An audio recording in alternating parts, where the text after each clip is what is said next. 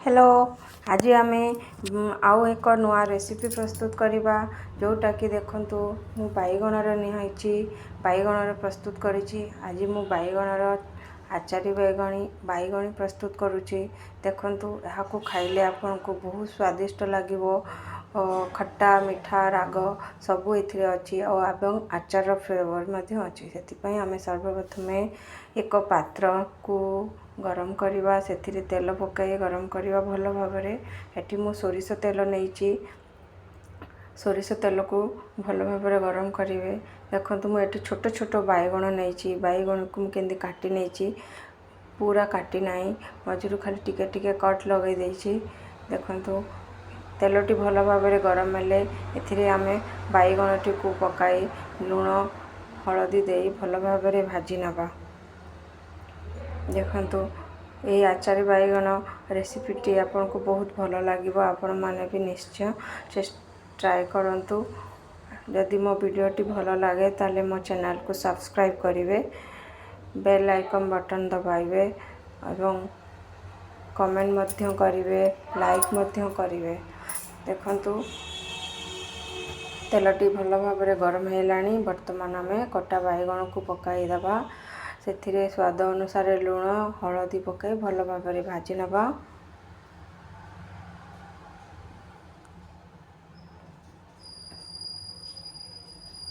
बैगणर तो बहुत प्रकार रेसिपी होता है। आज मु चटपटा रेसिपी प्रस्तुत करुच्ची। आचार फ्लेवर मध्य आसो। आपण ए रेसिपी को भात किंबा रुटी सांगरे खाई पारंती। आपण इच्छा अनुसार खाइबे। देखो एबे ढांकी देली। देखो ढांकुणी काढ़ी किछि समय पर काढ़ीदेवे। देखिए बैगणटी सीझी आसलानी। वर्तमान आम बैगण को भल भाव चले एक पात्र को काढ़ी नवा।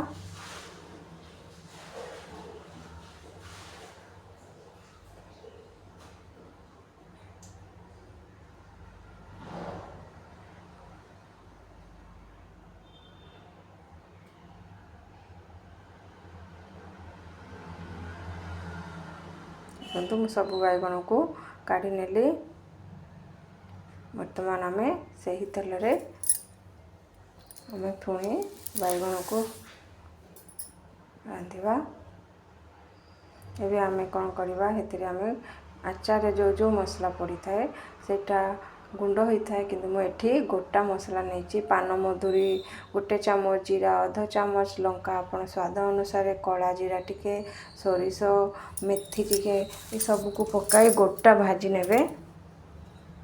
गोटा भाजिले तार स्वादटी भल आसी थाए बास्ना मध्य आसी थाए।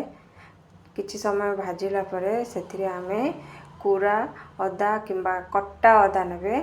एटी टिके टिके काटिकी नहीं थिवे पूरा पतला पतला काटी थिवे।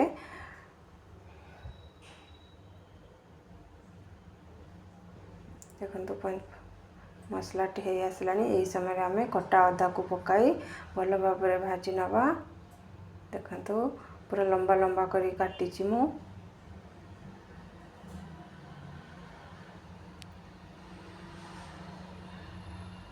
अदाटी टिके कंचा अंश गला परे से आम भजा बैगण को ऐड कर नवा।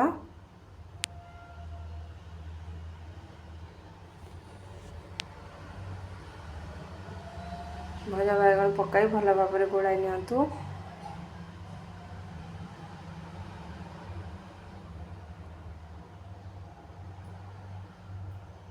यही समय आम तेंतुड़ी मंड को किछि उषुम पानी रे भेदे नवा। मु आगुरु भेदे नहीं। यही समय वर्तमान आम नेक्स्ट एथिरे बैगण रे आम स्वाद अनुसार लंका गुंड धनिया गुंड हलदी एवं आमचूर पाउडर पकाई भल भाव कषिबा।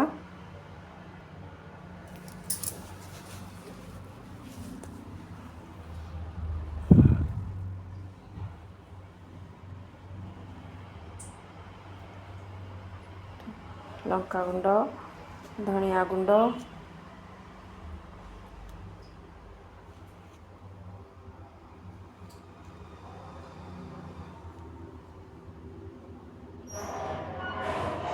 आमचूर पाउडर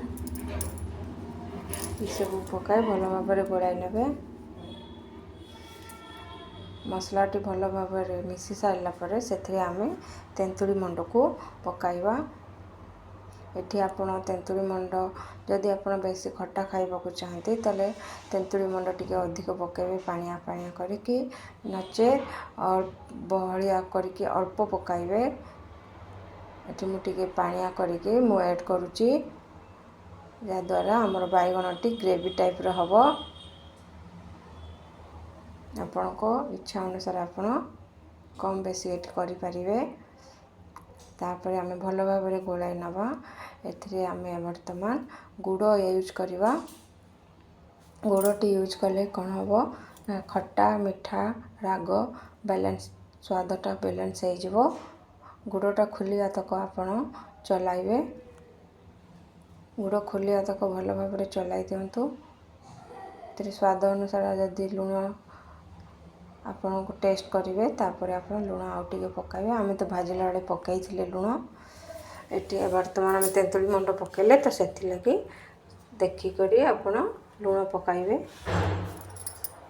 भल भाव गुड़ा दिंतु। बर्तमान देखु गुड़टी भी खुली आसला। शेष में आम ए कटा धनिया पत्र पकाई भल भाव गोलाई नवा। देखु धनिया पत्र पकाई भल भाव गोलाई दिंतु।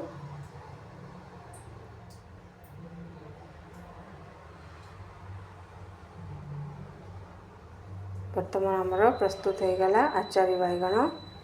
आपण यहाँ खाई देखु निश्चित भाव में आपण मानकु भल लगे। रुटी किंबा भात सांगरे खातु। Thank you.